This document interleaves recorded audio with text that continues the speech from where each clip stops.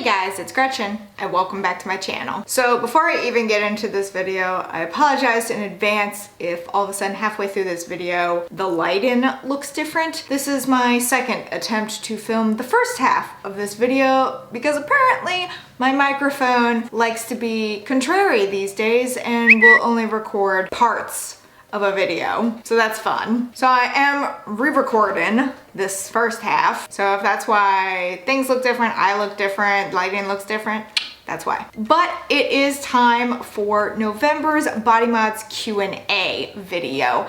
I asked you all on YouTube and on Instagram to send your questions to me regarding body mods, whether it's, specifically about my body mods or if it's just about body mod questions in general. I will answer them here. I do have a little update on my body mods Q&A videos going forward, but I will talk about that at the end of this video, so stay tuned for that if you care to know. I had quite a few questions this month, so let's just go ahead and get into it before this gets entirely too long and I have to re-record it again. Road, get your shit together. Hi Gretchen, my question is, how do you know when a cartilage piercing is fully healed?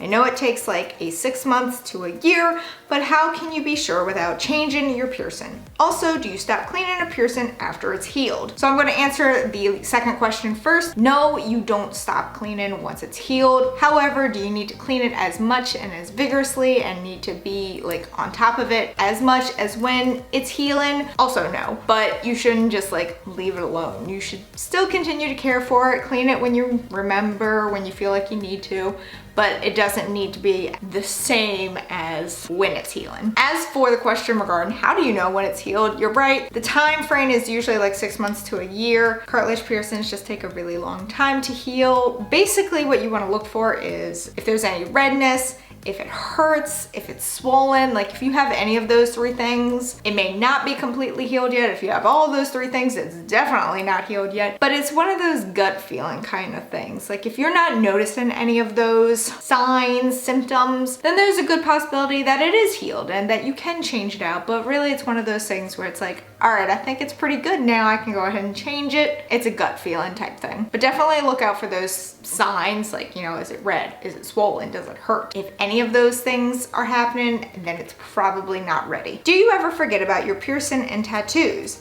I know that when people ask me, I have to count them and I always forget about my nose since it's healed and my navel because I can't see it.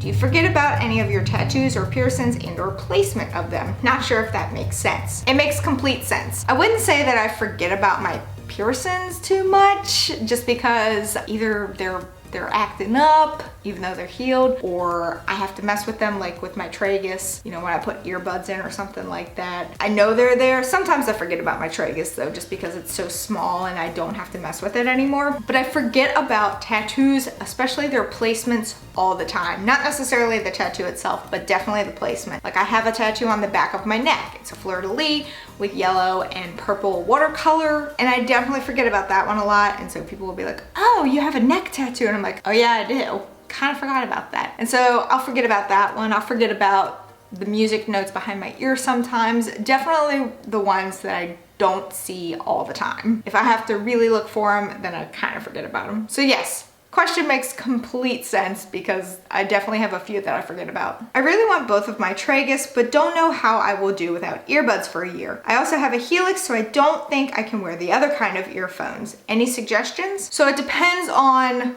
your helix piercings. Have you had them a while? Are they healed? Because I think what you're referring to are like over the ear headphones. If they're healed, then there's no reason why you couldn't wear them, because I'm assuming you're not going to be wearing them for like extended periods of time. Like you're not going to be wearing them on your ears for like 6 hours at a time. I'm assuming more like 2 hours or less or something like that. I could be wrong, but that's just what I'm assuming. If they're healed, over the ear headphones shouldn't bother them too much. As for the whole earbud thing, once your tragus is healed, you can fit in earbuds, AirPods, what have you, pretty easily. They may look a little weird and they may feel a little strange at first, but I wear AirPods, and especially like with this ear where I have my tragus as well as my Dave stuff in there, sometimes it looks a little weird, but I've gotten it situated before so that it's not uncomfortable to me. So it's just, you have to get through the healing process, but I don't see why you couldn't use over the ear headphones and make that work. Are you going to get a tongue piercing? I got mine today and I'm already obsessed with it. So I go back and forth on a tongue piercing so often. Like one day I really want it, one day I'm just like, nope. If I were to get it, it would depend on the time of year, because my day job, I do interact with people quite often. I work in higher education, so I work with students, I talk with parents, I talk with colleagues. And so it's not so much the piercing itself that's stopping me from doing it, but it's the fact that your speech is impaired for a while after you get it done.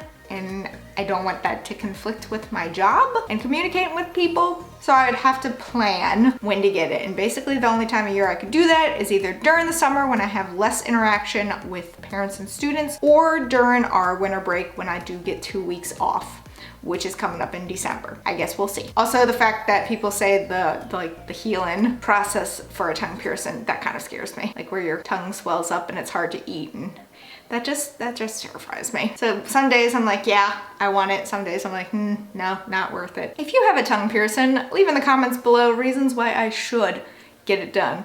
Or even give me reasons why I shouldn't get it done. That works too. How many piercings and tattoos does one need to have to be considered heavily tattooed and pierced? I have 14 piercings and 8 tats. So I've been asked this before. I've also been told that I'm not heavily pierced or tattooed before. Like someone commented several months ago on a video saying, oh my God, piercing advice from someone who's not even heavily pierced. I thought I was. According to this person, I was not. You know, maybe I'm not as heavily pierced as others are. I don't think it really matters. Who cares? If you think you're heavily pierced and tattooed, that's all that matters. Like, and also, like, do we get a prize for it? Because I'm all about prizes. Do I get a trophy? Actually, I'd rather have a cookie. Can I have a cookie? But I think it's all up to you. Whatever you think gives that designation. Would you ever consider becoming a professional piercer? I've also been asked this numerous times before. I would totally do it, except for the fact that I'm not sure I could actually go through the act of piercing someone. So like actually taking the needle and shoving it through someone. I'm not sure I could actually get the guts up to do it. I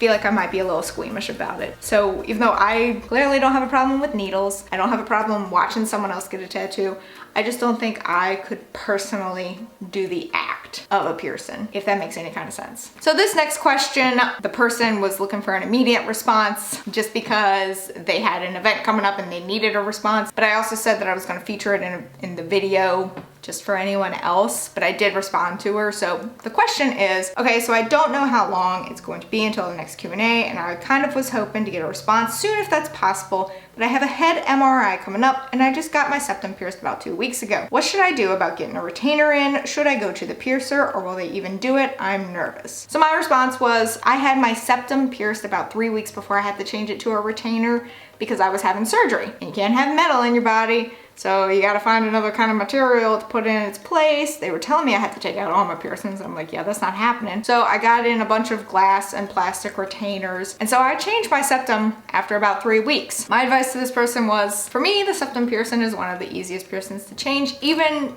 at that time when it was the first time changing it. I found it to be completely easy. I didn't go to a piercer to do it. I did it myself and it was no problem. If they felt more comfortable going to a piercer, then maybe that's what they should do. But I personally, I've just found it super simple and just, you know, get a good quality retainer and pop it in. If someone was to get their septum pierced with a retainer or had a horseshoe flipped up, would it affect the healing of the piercing? I've just heard stories about how when they flipped their jewelry down, it was a little crooked and didn't agree as it'd been up while healing. So I've heard this before too. When my septum was healing, I flipped mine both up and down. When I was at work, it was flipped up. When I was at home, it was flipped down. The key is to not mess with it often. It's kind of like, you know, you don't need to turn your jewelry like Claire's likes to tell you. It's more along the lines of, as long as you're not messing with it so often that it irritates it, you should be fine. So I feel like in my situation, whether you're at work or at school and you can't have it,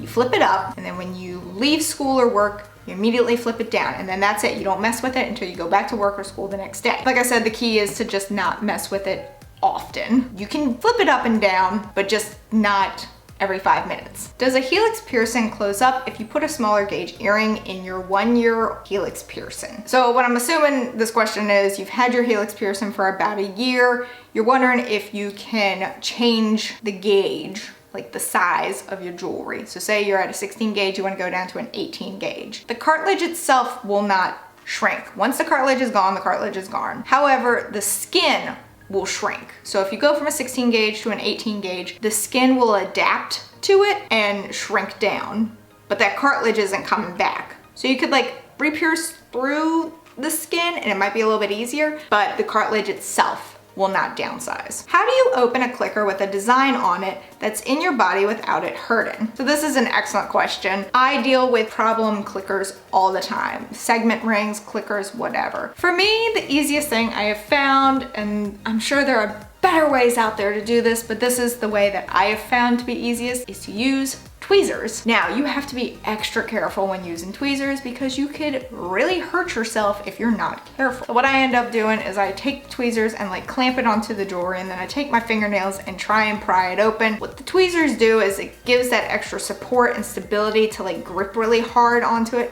Because yes, sometimes these pieces of jewelry are very difficult to get undone and it can start to hurt. The tweezers add that extra grip, but you've got to be super careful because you could slip and it could like stab your nose or stab your ear, and you don't want that. So I'm sure there are probably other methods out there that are better and safer, but I have found tweezers to be like my easiest method to get them undone. If you yourself have any other suggestions, methods that you use, leave them in the comments below because I personally would like to hear them because tweezers scare me. Would you ever stretch your conch? I would consider it. I thought before that I wanted like a double conch, but because this one was done like dead center of where conches are done, I don't think I could get a second one in there without it looking lopsided, so I would consider stretching it. I probably wouldn't go any higher than a 10 gauge. It is currently at a 14. That's how it was pierced, was at a 14. The piercer that did it said he likes to size up sometimes so that in case the person wants to size down, they can. So I would consider stretching to a 10, but that's about it. So that would be 2 from where I currently am. Not opposed to it, just haven't thought about it before. And now the lighting's gonna change because the rest of the video, for some reason, the audio recorded. So thanks a lot, Rode. So I got multiple questions about sleeping with piercings. I've answered some sleeping with piercings questions before. Someone particularly asked, do you use a neck pillow to help ear piercings heal? And if so, how do you sleep with it? I personally have never used a neck pillow, mostly because I don't have one, and anytime I get a new piercing, I forget about them. I am a side sleeper, so yes, I do end up sleeping on my ears, and that's probably why sometimes my piercings get pissed at me even after years of having them. But while a new piercing is healing, I do my best to sleep on the opposite side. That is why I always recommend, if you're gonna get multiple piercings, make sure they're on the same side. So if you want your tragus, your conch, your rook, whatever, but you want multiple ones, do one ear at a time. Don't do both ears unless you're a back sleeper or a front sleeper. And if you're a front sleeper, I don't know how you survive because that's just painful. That's my biggest recommendation. So no, I can't talk to sleeping with a neck pillow or airplane pillow or whatever you want to call them, just because I've never tried them before. But I know a lot of people do, and it's basically because there's that hole in there. You can put your ear in there and still sleep, and it's open. I've just personally never tried it before, but I can see the benefits of it. Would 5/16 fit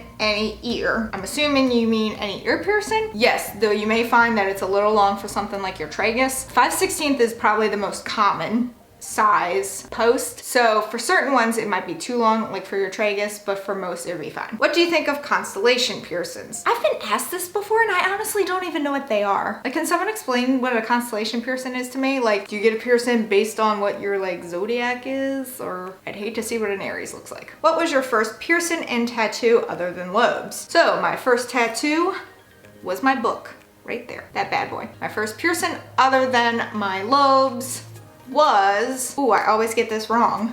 I always like mix them up. I'm pretty sure it was one of my nostrils or my belly button, depending on which one I got done first. I can't remember. Or it was my single helix over here, but I always get them like confused. I'm pretty sure it was my nostril, unless we're talking about ones that I've taken out before, because I did have a single helix over here done at Claire's years ago that I ended up having to take out with pliers. That's just another story entirely. What do you think about stick and poke tattoos? I have a video.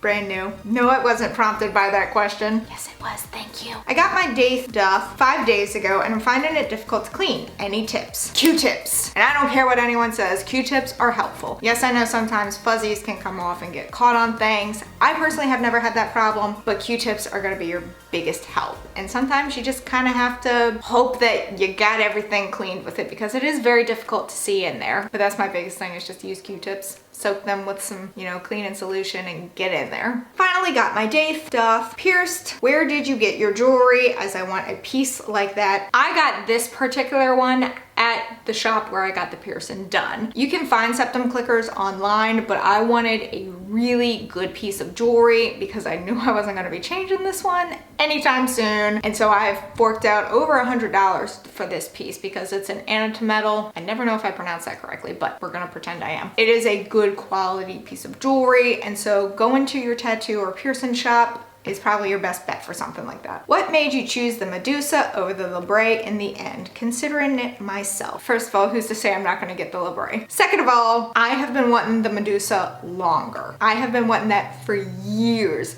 Like, as one of my first piercings, that's what I wanted, and just didn't suck it up and get it until now. That's why I decided it, but who's to say this one's not coming? Who's to say? Can you stretch a helix piercing? I want to upsize from a 20 gauge to an 18 gauge. Yes, you can, but you will find that it might be a little bit more painful just because whereas opposed to stretching your lobes where it's just skin, stretching cartilage a little bit more painful. Not impossible. People stretch like their septums all the time, their conch all the time, but you will find that might be a little bit more painful, might be a little bit more sore, things of that nature. And the final question is, would you let your boyfriend pick a tattoo for you that you only see once it's done? Well, considering my boyfriend is not a body mods person at all, he has no tattoos, he has no piercings, he probably wouldn't even go for that. Like to be like, yo, pick me a tattoo and I'll get it, but I won't know what it looks like till it's done. Isn't there a TV show based on that? That sounds dangerous. I would trust him with it because he has very good judgment, he knows me, and I know he would not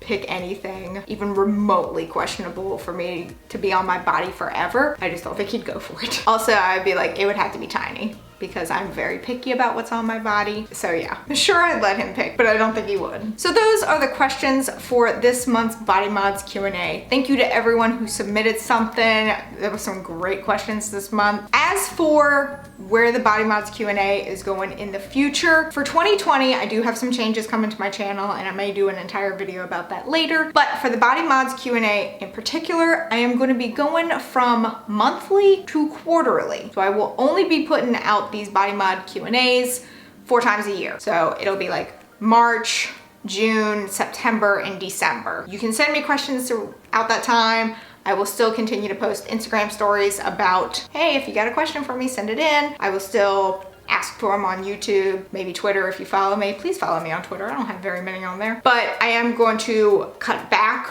on how often I do them. I know they're really fun each month, but I'm just finding that maybe doing it quarterly and doing a longer video would be a little bit better. We'll see. If I find out that it's not, then we'll go back to monthly. But for now, that is the route that these videos are gonna take. But thank you again to everyone who submitted questions. I really appreciate it. It makes for a good discussion. If you have any questions yourself, you can start leaving them in the comments below for March's video. But that is it for this video. If you enjoyed it, please give it a big ol' thumbs up. Going down there, hit that subscribe button wherever it may be, because I don't know, even though I do, this is just my shtick now. Also hit that notification bell in case you want to know when I upload, and in case YouTube wants to let you know when I upload, because I would really appreciate it. And until next time, bye guys.